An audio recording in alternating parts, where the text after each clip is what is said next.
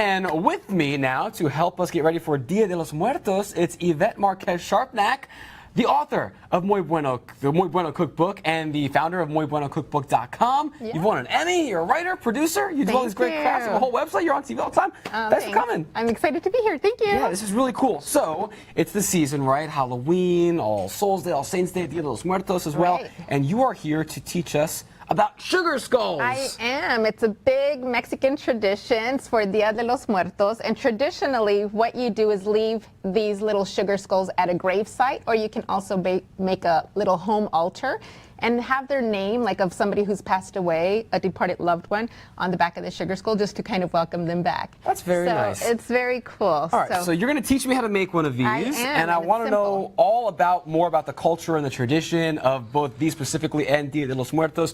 Take a look at what these sugar skulls will be coming out looking like, our final result, and let's see if Yvette can be the whisperer for me to get me to this final result. Awesome. All right, Yvette, so take me through what we have here, what we're working with. Let's make some sugar skulls. It's a super simple process, only 3 ingredients. You already start with fine sugar. Okay, so we got that. And so then this is meringue powder. So if you want to put this meringue powder just dump it right in? Yeah, and it's kind of like building a sandcastle.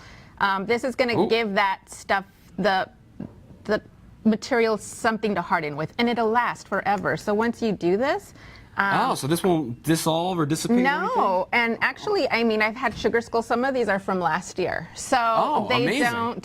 don't, wear out. So this is just water, and it's literally just doing it with your hands. Come on.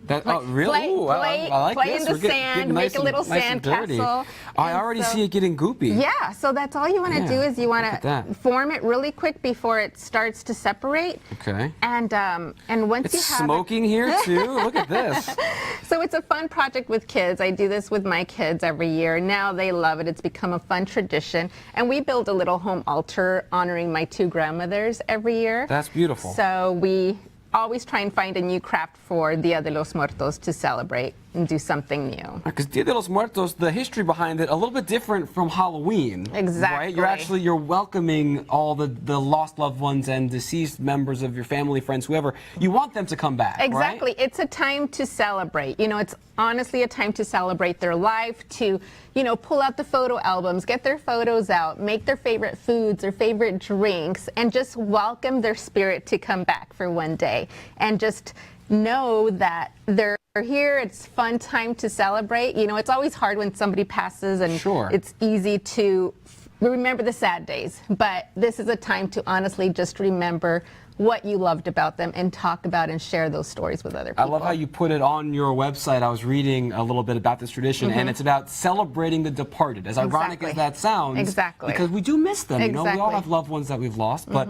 you do want to keep that memory and that spirit alive, which is beautiful. Yeah. Have I mushed enough yet? Yeah, you totally have. And okay. see, what you want to make sure is once you squeeze it in your hand and it kind of stays in that same form, that's what you want. So this looks perfect. And then you can buy these online. It's the sugar skull molds. Okay, yeah, so if you just put this up so people can see, so you have an actual skull, and then you just put this stuff in there, huh? Yeah, so you just compact it like if you're making a little sand castle. This is great. This kind of looks like mashed potatoes, but I know it would not taste like mashed potatoes, that's for sure. No, it would not. So I'm going to jump into this one here. Pack that up. And this is great. And like you say, you do this with your kids every year. I think even, if this is something that it's not part of your usual cultural heritage, it's still something I think that all people can still try and make part of their family traditions, right? So many people have asked me, like, do you have to be Mexican to celebrate Day of the Dead? Do you have to be Catholic? No, I mean, it's all about just taking the time and celebrating those that we lost. Doesn't matter your religion, doesn't matter your background, your history, your religion, your culture, anything. Just take the time to do something, whether it's making a special recipe, whether it's, playing their favorite song, whether it's, putting out something that's going to welcome them.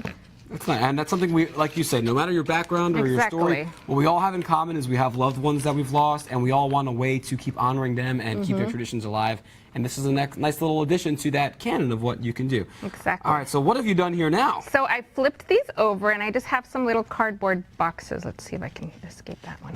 That one, you packed that one in Yeah, I did. really well. I know, you did a better job than I did. I literally just dumped it in and you did the rest, so don't give me any credit for it. Come on out. So this is just basic cardboard, you just cut up, say, Yeah. like a used shopping box or something like that? And of course, if you take more time, then you don't get those little cracks. But it's important to use fine sugar because you're going to get a nice smooth finish. Okay. And here, they even sell the molds that have the back. So if you see this skull, it has a back side of it too, so that it's more 3D.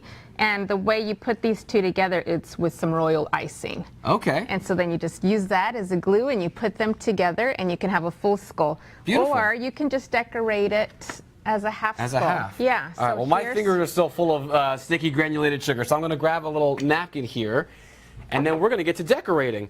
Now, how long do these have to stay before they're ready to be painted and decorated?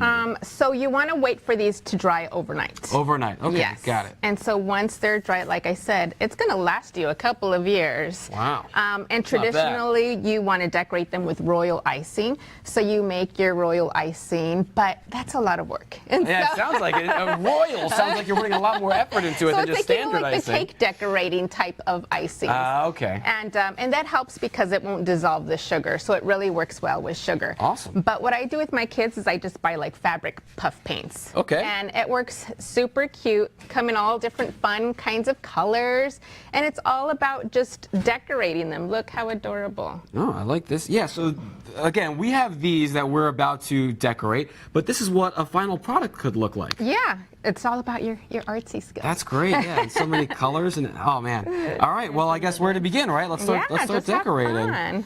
And So like I this- said, if you want, you can also, when it's a 3D one, it's a little easier to write the person's name on the On back. the back, right. Yeah, I want to show because, again, what we're working with are the half skulls, so just the front of it, not the back, but then you get one like this, and you can do the front, you can do the back, and like you say, something you can write someone's name there, a loved one that you've lost maybe, or whoever you are, the spirit that you want to welcome back on your Dia de los Muertos. So the full ones are there as a good option as well. All right, well, let's get to decorating. This is really, really cool. So Yvette, obviously so much of what you do is about, and projects like this, keeping family traditions, culture alive. How important is it to you when you're doing, and you do so much on your website, from you. food, from crafts, from everything, how much do you think about keeping those traditions alive whenever you come up with these ideas of That's yours? exactly what it's all about. You know, I grew up with my grandma in the kitchen all the time. And those were the memories I have of her, was cooking in the kitchen, and everybody knew my grandma for her amazing food. And when she passed away, that's when it hit me, thinking like, what these recipes are gonna die with her if somebody doesn't keep them up. Sure. So she never had them written down, and I wanted to be sure to preserve those. So I got together with my mom, and she started teaching me how to make the recipes that Grandma made. And together we, with my sister, wrote the cookbook. That was the first mission.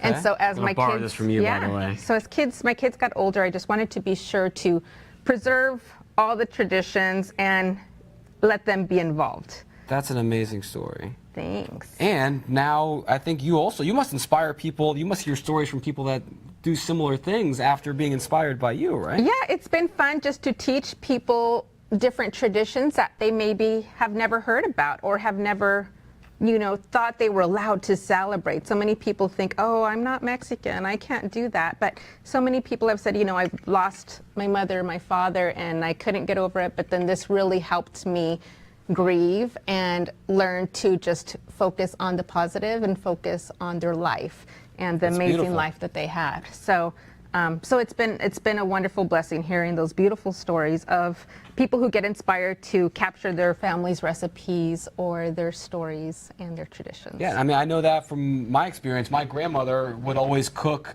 from her mind. She never wrote anything down in Exactly. recipes, and my parents were thinking same thing. Well, why don't you teach us so we Right. can share it with the next generation and have something written down instead Exactly. of just do this, do that. I don't know, I don't remember, whatever. So Exactly. it's a beautiful thing. And now even my mom, she, is getting older in age, and she's like, thank God for this cookbook, because now I can go back and make these recipes easy without having to remember what else went in it. So Yeah, it's been super exactly. helpful for all of us. So. That's great. Yeah. Well, I still have a little bit of work to do on mine, I think. You have a little spiky hair. Let me see. Went very, very like that's Miami adorable. retro neon. And yours looks really cool too. Wow. It's like best you. friends now, these two. This is great so stuff. cute. Awesome.